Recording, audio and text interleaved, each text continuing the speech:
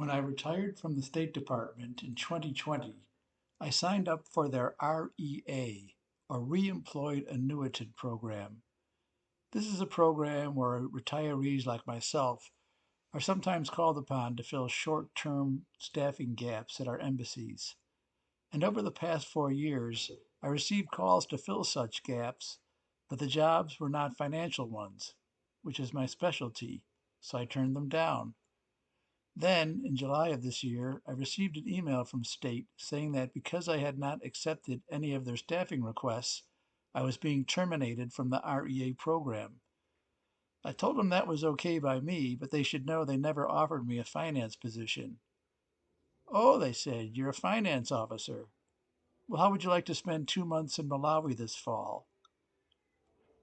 I had no plans for the fall, and I heard Malawi was a quiet post, and there was a golf course there, so I said, sure, sign me up. I was planning to arrive October 1st, which would have given me a couple of days of overlap with the departing finance officer, but there were bureaucratic delays getting my diplomatic passport renewed. I received my passport October 8th. I was on a plane the next day and in Malawi the day after that. The capital city of Malawi is Lilongwe, and it's broken up into numbered neighborhoods. I lived in Area 12 in this two-bedroom house situated behind a much larger house that was leased by the U.S. Embassy. The big house sat empty as the landlord needed to make improvements before the next American family could move in. So I had the property to myself. It was more than an acre and sat behind 6-foot high brick walls. There was a guard posted at the gate 24/7, and a gardener visited most every day to trim back the fast growing bushes and trees. The embassy was located about 2 miles from my house, and the embassy driver picked me up every morning at 7:15. It's a small embassy by today's standards, sitting on about 3 acres. Fortunately, there was a gym, and the local monkeys would sit at the window and mock my puny, pasty legs as I worked out. They actually lived next door, but would come over often to feast on the mango trees growing on the embassy property.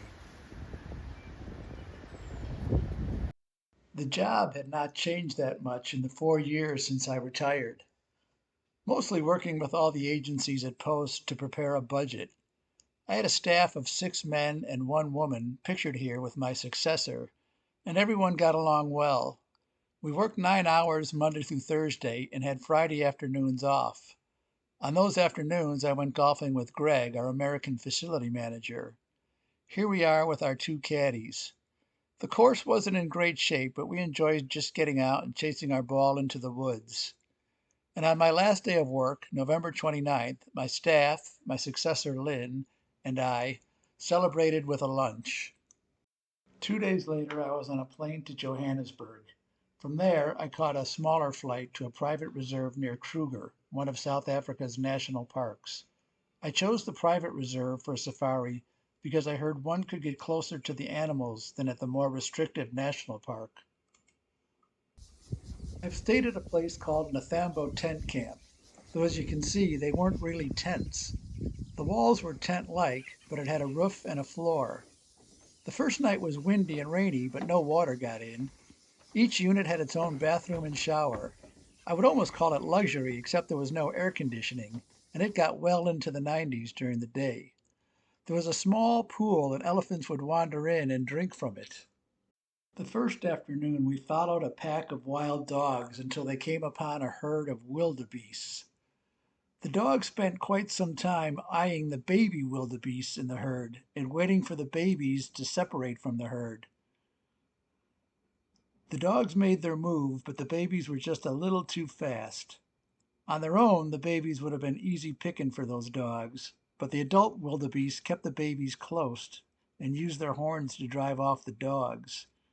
But the dogs did not give up so easily. They came back towards the herd many times, every time they saw an opening.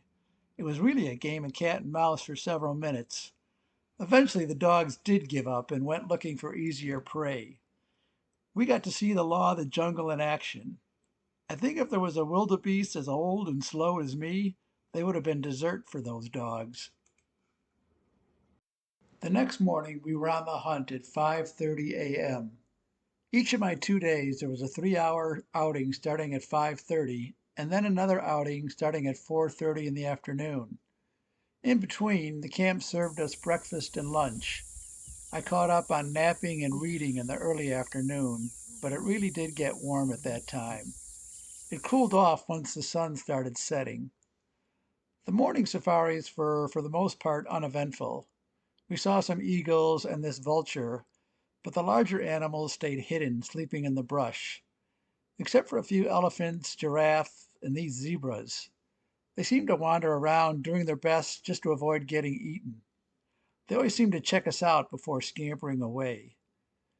We also saw several of these dung beetles that made their nests from dung, bury it, and lay their eggs in there. My college dorm looked and smelled about the same.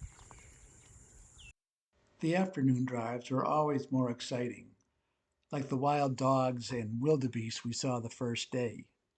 Much depended on the spotter up front, as well as radio reports from other safari teams. One such radio tip brought us to these lions lounging in the late afternoon sun. Humans must not taste good, as they appeared to have no interest in taking a bite.